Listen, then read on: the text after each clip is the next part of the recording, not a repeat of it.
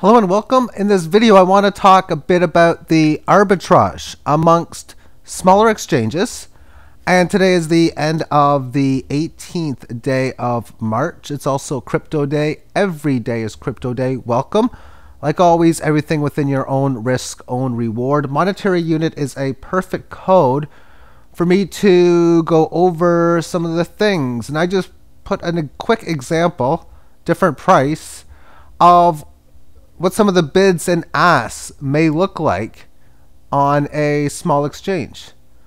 A code like monetary unit, again, or anything that's traded on a larger one like Bittrex, Binance, or anything of high volume would have what I would consider that of the fair price, where you could buy and sell in or around that area at that given time. So therefore, any smaller exchange, if you happen to have the 2675 sell order and it comes through, you're able to get an instant deal of over 20%, where if you sell 100 units, you could buy back over 120 at the same price. And I enjoy doing this whenever an opportunity exists. So if I were to see something like this, I would realize there's a lot of value putting in a sell order in, say, at 2674. But what I want to do is check back in the next 2 minutes, 20 minutes, next hour, and see if somebody underbids me. And I do not want to get into a bidding war where I go 74, they go 73, I go 72. And so on and so forth. We're talking about an exchange where there might only be 5, 6, 7, or 8 different trades per day, sometimes even if that. So therefore, I would see if it lives. If I can get away with 2674, then I will just keep it and wait for somebody to come in.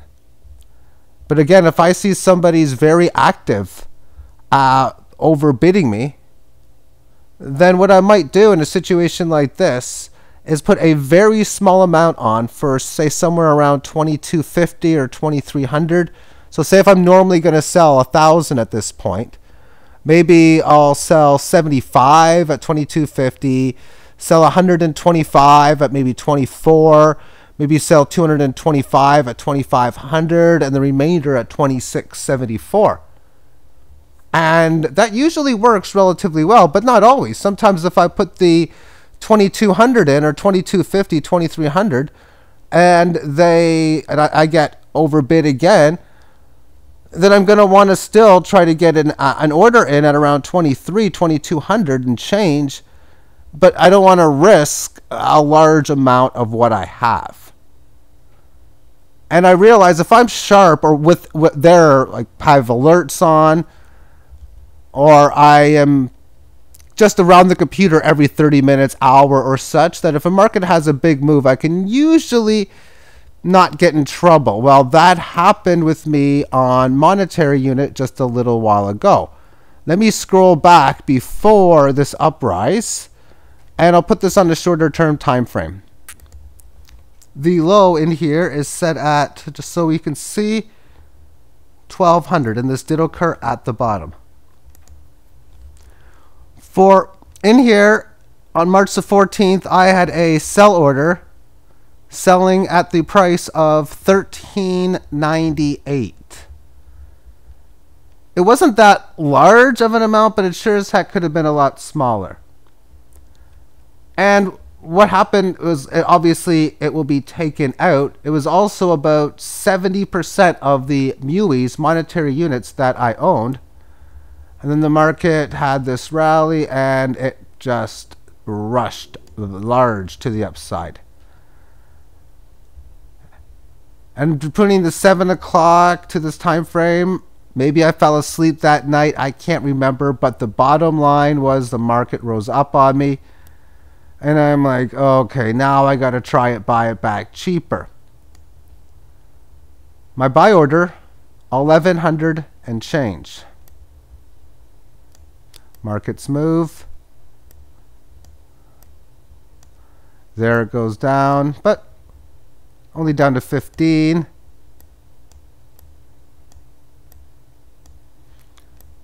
Okay, this is taking too long, so let me just do better than the 5-minute time frame.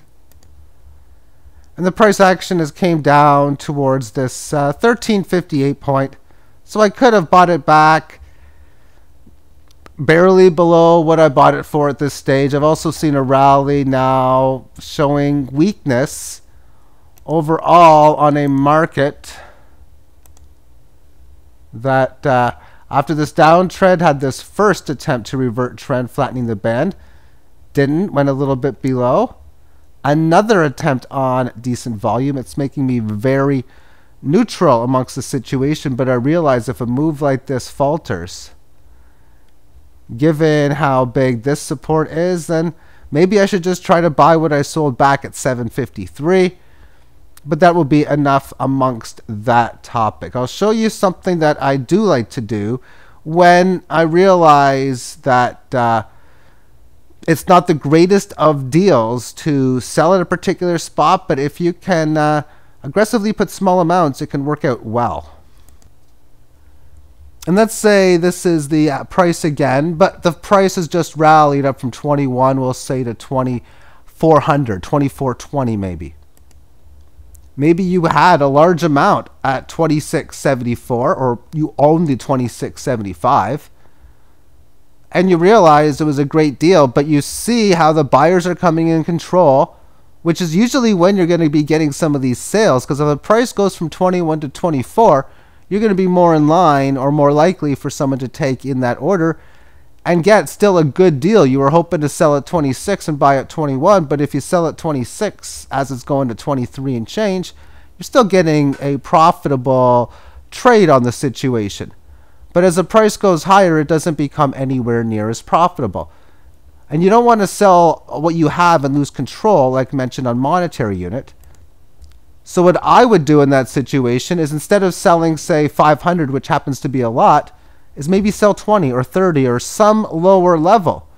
And then what happened to me earlier today, I did such on a low point.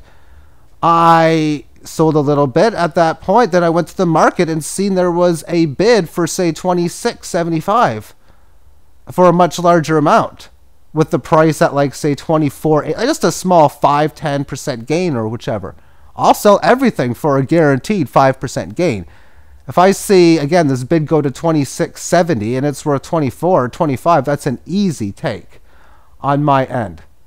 Here's also something I also like to look at. Going back to the fair price of 2100, if this is the situation, I see the bid is in at 2075. Now, in a small exchange, it could be meaningless, meaning maybe it's only worth, what, we'll just say 20 bucks, 10 bucks, or something tiny. And maybe it's a little bit more okay, satisfactory, and maybe it's extreme. Maybe it's 2 Bitcoins worth, or whichever. Well, if it's definitely worth taking, then I'm going to put a notification on if the price crosses maybe below 2040, let me know. And then I'll start unloading at that price and buying back at the new lower price on the bigger exchange.